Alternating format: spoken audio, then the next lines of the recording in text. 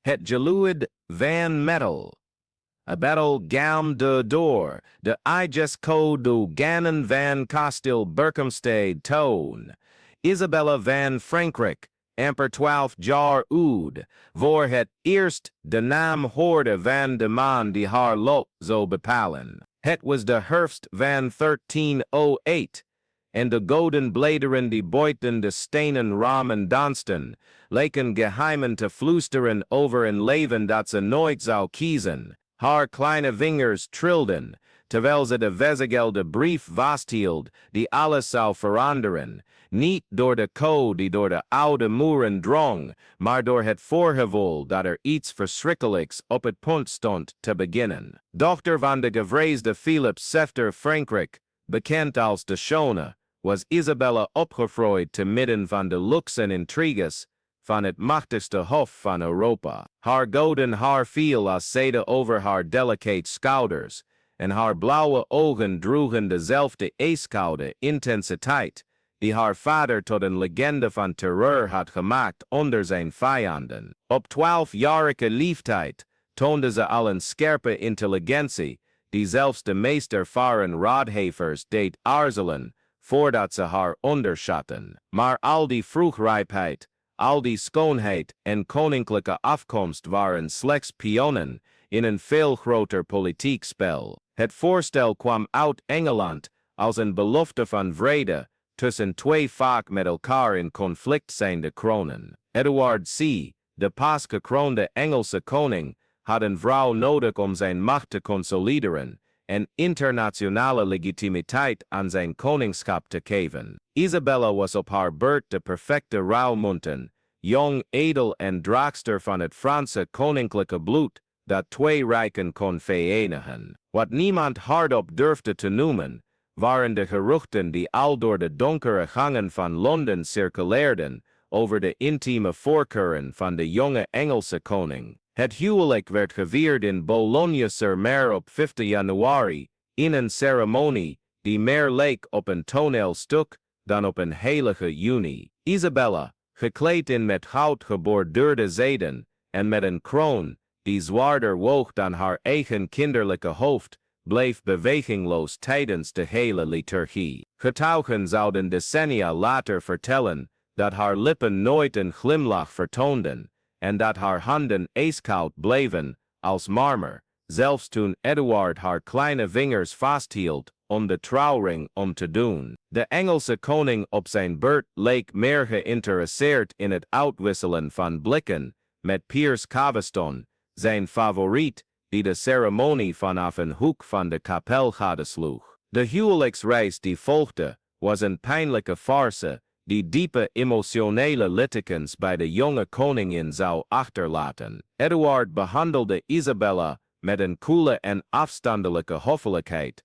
alsof ze een noodzakelijk, maar onhandig decoratief object was. 's Nachts, wanneer de deuren van de koninklijke vertrekken zich sloten, openbaarde de ruwe realiteit van het middeleeuwse huwelijk zich in al zijn brutaliteit. Isabella zou ontdekken dat koningin zijn betekende, dat ze niet alleen de onverschilligheid van haar man moest verdragen, maar ook de publieke vernedering, om hem genegenheid en aandacht te zien tonen aan andere mannen. De eerste jaren van haar koningschap werden gekenmerkt door een eenzaamheid die haar ziel aantastte als zuur. In de ijskoude gangen van het paleis van Westminster wandelde Isabella als een elegante schaduw, altijd vergezeld door hofdames die onder elkaar fluisterden, maar het nooit waagden om haar echte gesprekken aan te bieden. Haar maaltijden werden geserveerd op gouden servieskoet,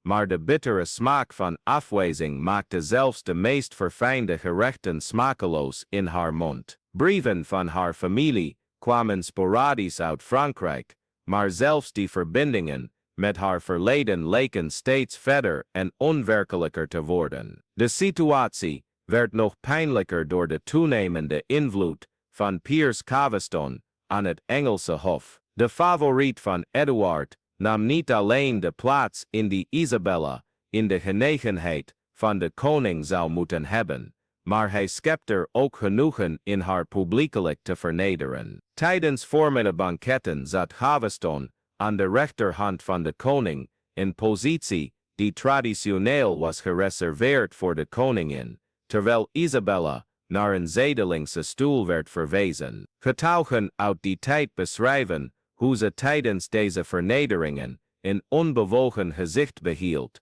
maar haar handen verraadden haar angst, licht trillend, terwijl ze haar wijnglas vasthield. In Vaardepuurwet toen Isabella slechts 16 jaar oud was, bracht de bruut-executie van Gaveston door de Engelse baronnen een significante verandering in de dynamiek van haar huwelijk. Voor een korte periode leek het erop dat ze eindelijk een plaats in het hart van Eduard kon vinden. Het was in dit moment van schijnbare verzoening dat ze zwanger werd van de toekomstige Eduard. De zwangerschap had een moment van triomf en hoop moeten zijn, maar Isabella zou ontdekken dat zelfs het moederschap haar geluk of veiligheid niet zou garanderen. De geboorte van haar eerste kind in Vaardepuurwet, in heel Engeland gevierd als een teken van goddelijke zegen over de Plantagenet-dynastie. Isabella, uitgeput maar trots, hield de baby in haar armen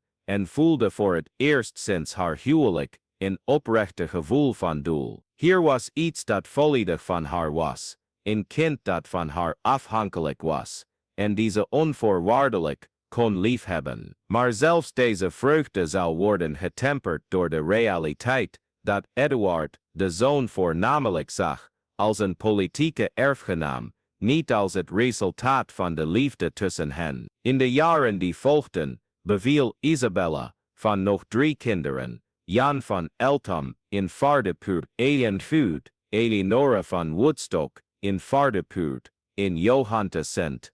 Elke geboorte versterkte haar politieke positie, maar verdiepte ook haar begrip van de transactionele aard van haar relatie met Eduard. Ze werd gewaardeerd als producent van erfgenamen, niet als vrouw of partner. Tijdens de lange maanden van zwangerschap en herstel vond Isabella troost alleen in het gezelschap van haar kinderen en in een groeiend netwerk van politieke contacten die haar begonnen te zien als een machtsfiguur in eigen recht. De vervanging van Gaveston door Hugh de Spencer, de jongere, als koninklijke favoriet, markeerde het begin van een nieuwe fase van vernedering en gevaar voor Isabella. De Spencer was nog ambitieuzer en wreedaardig dan zijn voorganger en zag de Franse koningin als een directe bedreiging voor zijn aspiraties. In tegenstelling tot Gaveston, die er tevreden mee was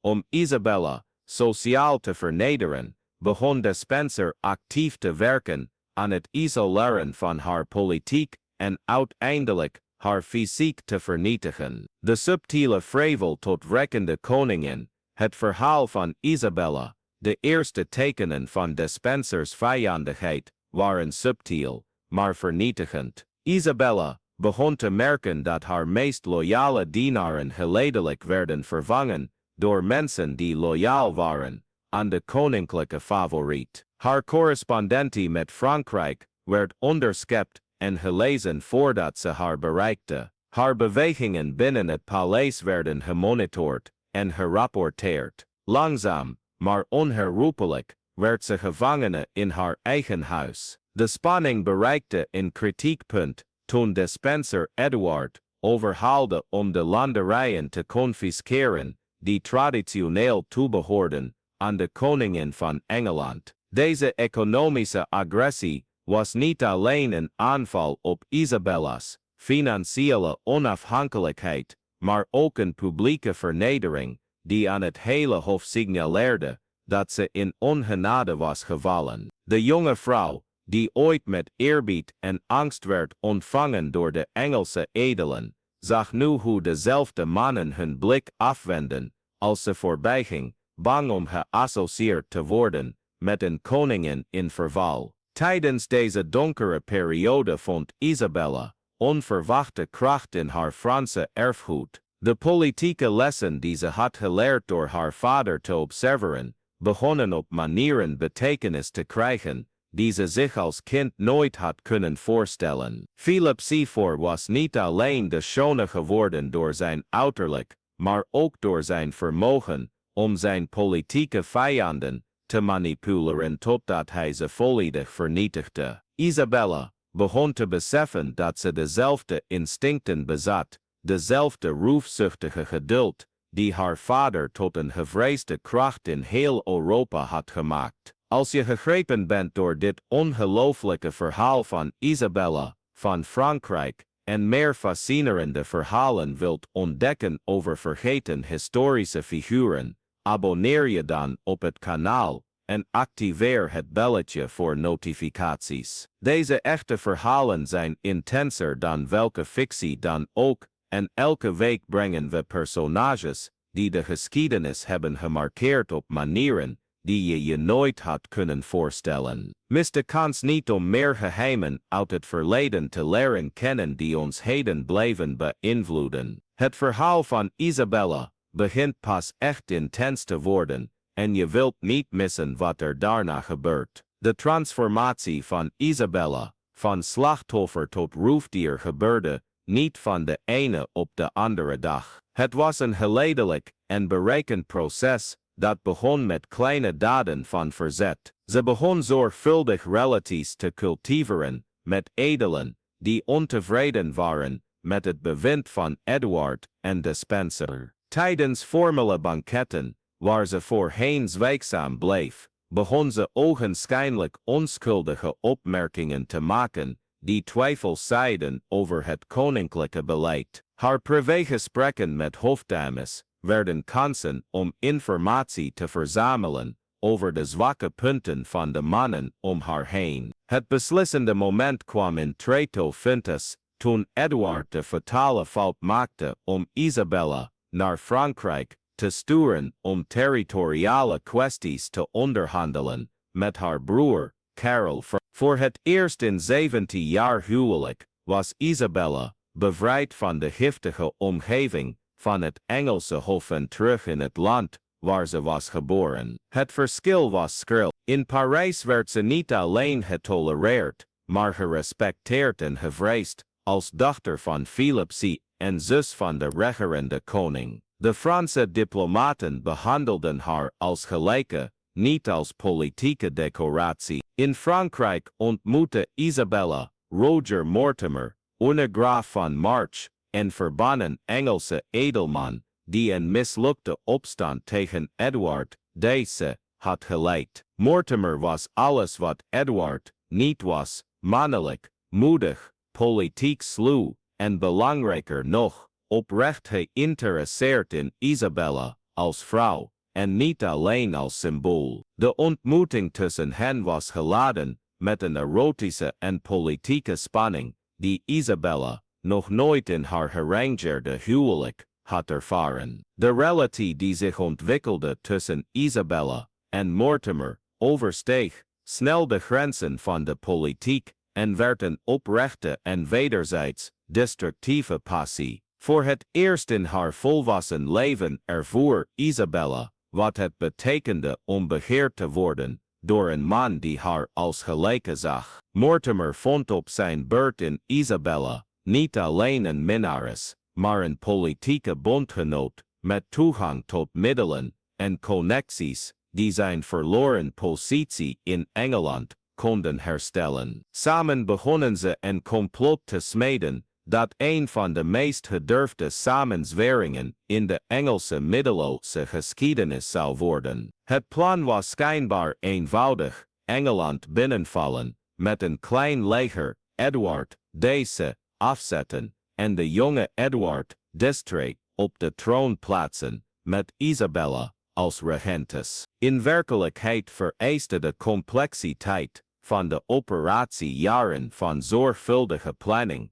geheime diplomatie en een samenzweringsnetwerk dat zich over heel Europa uitstrekte. De voorbereiding van de invasie onthulde aspecten van Isabella's karakter die jarenlang in een ongelukkig huwelijk slijmerend waren gebleven. Ze toonde een indrukwekkend vermogen tot politieke manipulatie, door de Franse koning te overtuigen haar zaak te steunen, terwijl ze tegelijkertijd militaire en financiële steun onderhandelde met andere Europese edelen. Haar brieven uit die tijd, bewaard in de Franse archieven, onthullen een strategische geest van de eerste orde en een ijzeren vastberadenheid die zelfs de meest ervaren diplomaten verbaasde. In september 2025 landden Isabella en Mortimer aan de Engelse kust met een kleine groep continentale huurlingen en Engelse ballingen. Wat er vervolgens gebeurde, was een van de snelste en meest compleet politieke ineenstortingen in de middeleeuwse geschiedenis. Edward Festu, die tijdens zijn hele regering weinig militair of politiek vermogen had getoond,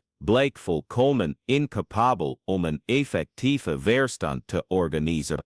Binnen enkele weken verklaarden edelen in heel Engeland hun steun aan Isabella's zaak, niet zozeer uit liefde voor haar, maar uit absolute haat tegen de Despensers. De gevangenneming en wrede executie van de Despensers markeerde het begin van een nieuwe fase in Isabella's leven, een fase die ze zich tijdens haar jaren van planning nooit had kunnen voorstellen. Voor het eerst sinds haar gedwongen huwelijk, op 12-jarige leeftijd, had ze werkelijke en absolute macht. Als regentes voor haar minderjarige zoon controleerde Isabella feitelijk het rijkste en machtigste koninkrijk van Europa. Het contrast met haar vorige situatie was zo extreem dat het bijna onwerkelijk leek, maar de absolute macht zou duistere aspecten van Isabella's persoonlijkheid onthullen, die gesmeed waren tijdens jaren van vernedering en angst. De vrouw die bijna 2 decennia lang het slachtoffer was geweest van politieke wreedheid, toonde aan dat ze haar lessen met verschrikkelijke efficiëntie had geleerd. De vijanden die hadden bijgedragen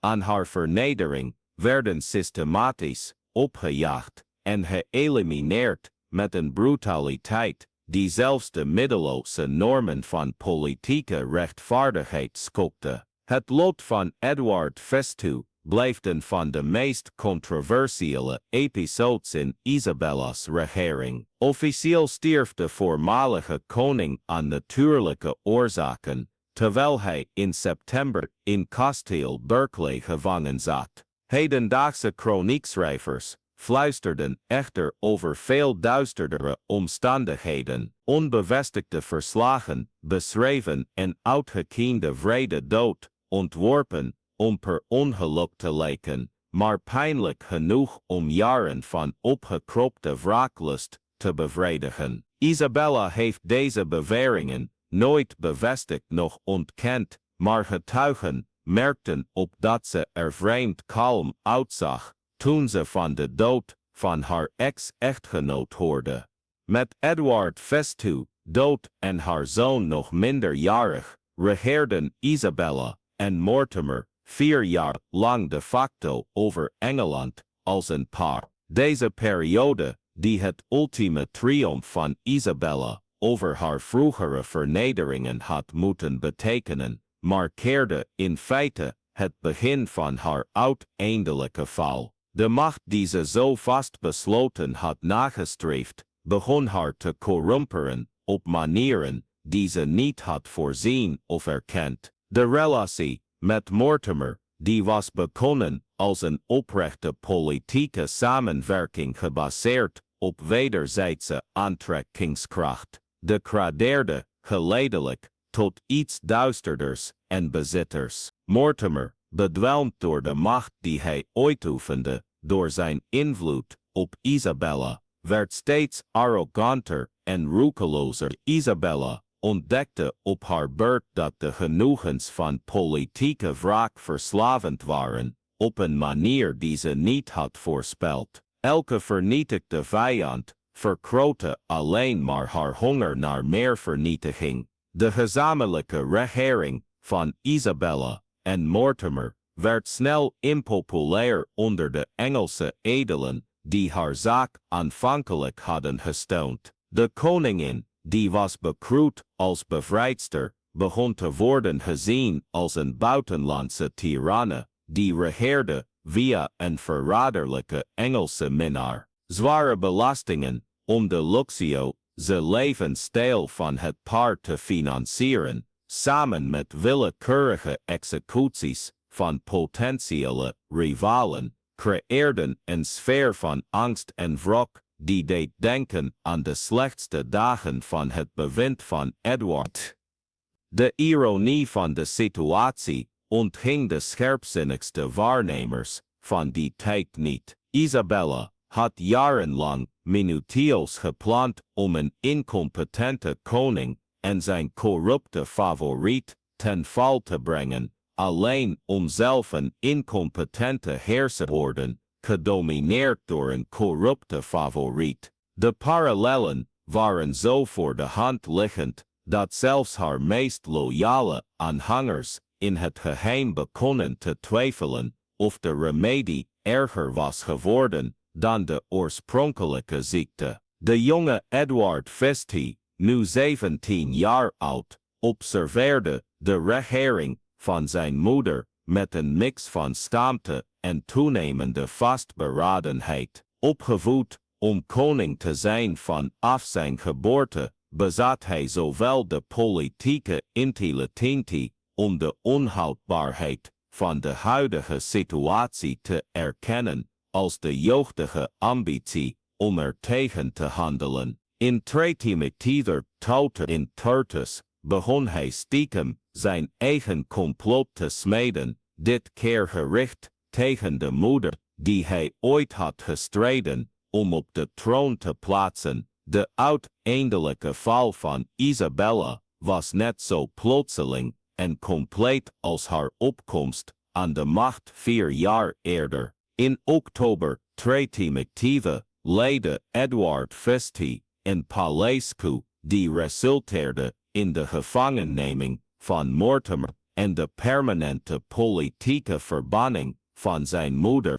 De vrouw die ooit het lot van koningen en rijken had gecontroleerd, ontwaakte op een ochtend om te ontdekken dat ze niets meer was dan een elegante gevangene in haar eigen vertrekken. Mortimer werd in november 2020 plekte vejokele geëxecuteerd. Zijn dood markeerde symbolisch het einde van Isabella's tijdperk als de facto heerseres van Engeland. Isabella, gespaard van de executie alleen vanwege haar positie als moeder van de koning, werd gedwongen machteloos toe te kijken, terwijl de man van wie ze voor het eerst en voor de enige keer in haar leven echt had gehouden, stierf voor misdaden die ze samen hadden begaan. Getuigen melden dat ze geen enkele traan liet vallen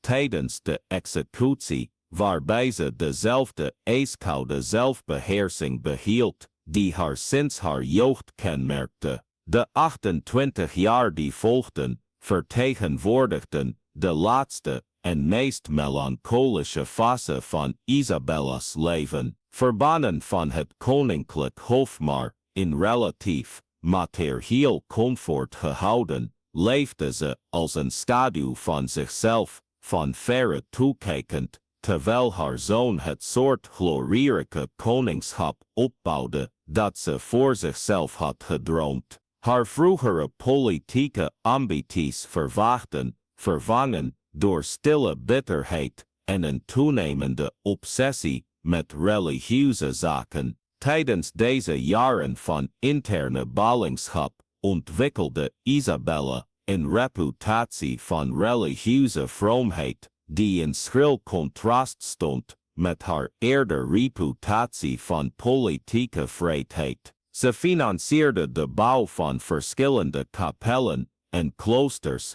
besteedde enorme bedragen aan aalmoezen voor de armen en aan missen voor de zielen van de doden, ironisch genoeg inkloog inclusief Edward Timming zelfs de dispensers die ze had laten executen. Cynische waarnemers suggereerden dat deze plotselinge religiositeit meer een product was van schuldgevoel en angst voor eeuwige verdoemenis dan van een oprechte bekering. De persoonlijke brieven van Isabella uit deze tijd, eeuwen later ontdekt in de archieven van kloosters die ze had gesponsord, onthullen een vrouw die achtervolgd werd door de geesten van haar eigen daden. Ze schreef obsessief over dromen waarin Edward Fisty haar bezocht, niet om haar te beschuldigen, maar om haar te vergeven, in vergeving die ze blijkbaar moeilijker te verdragen vond dan welke beschuldiging dan ook.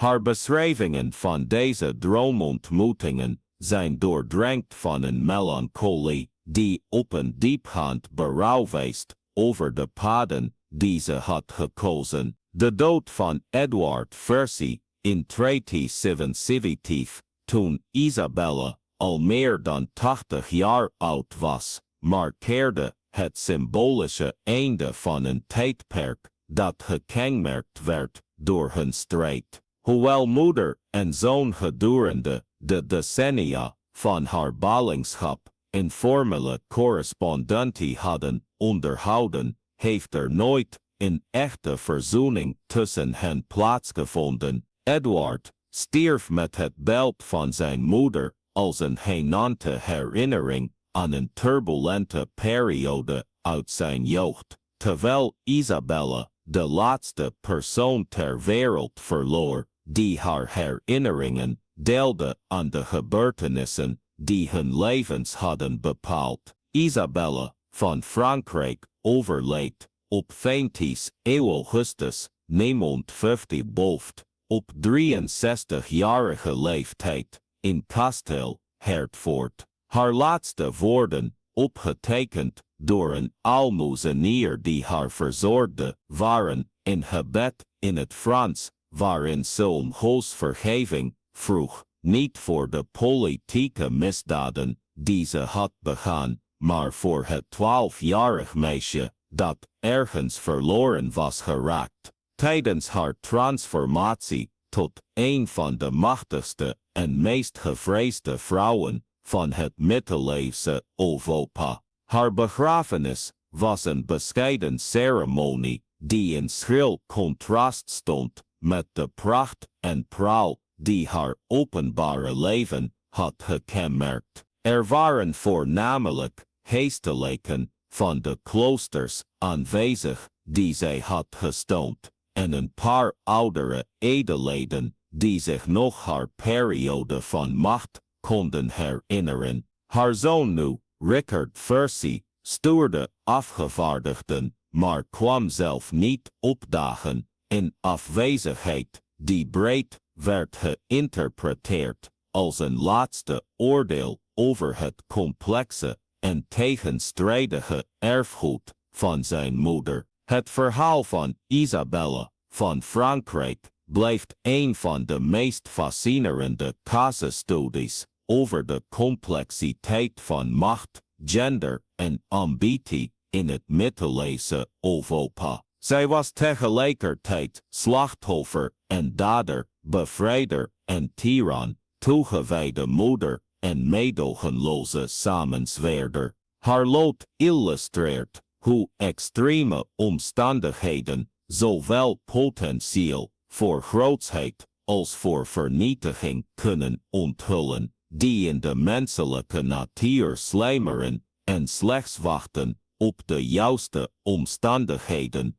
om tevoorschijn te komen. Wat haar verhaal bijzonder aangrijpend maakt, is de perceptie dat elke keuze die ze maakte, elke grens die ze overschreed, in directe reactie was op de onrechtvaardigheden en vernederingen die ze had ondergaan. Het 12-jarig meisje dat gedwongen werd te trouwen met een wrede vreemdeling, groeide uit tot een vrouw die vrede executies kon bevelen, niet uit inherente slechtheid, maar als direct gevolg van de gewelddadige en meedogenloze wereld, waarin ze gedwongen was te overleven. Uiteindelijk blijft Isabelle van Frankrijk in grimmige herinnering dat zelfs de meest oprechte slachtoffers daders kunnen worden, wanneer de omstandigheden hen verder duwen dan de grenzen van normale menselijke weerstand. Haar hele leven was een demonstratie van hoe macht corrumpeert, maar ook van hoe een gebrek aan macht evenzeer kan corrumperen, een dorst naar wraak creërend, die decennia kan duren en niet alleen vijanden, maar ook degenen die wij proberen te beschermen, kan vernietigen. Eeuwen na haar dood blijft Isabelle historici en schrijvers fascineren, niet alleen vanwege de dramatische gebeurtenissen in haar leven, maar ook vanwege de onopgeloste vraag wie ze werkelijk was, onder alle lagen van trauma, ambitie en politieke aanpassing.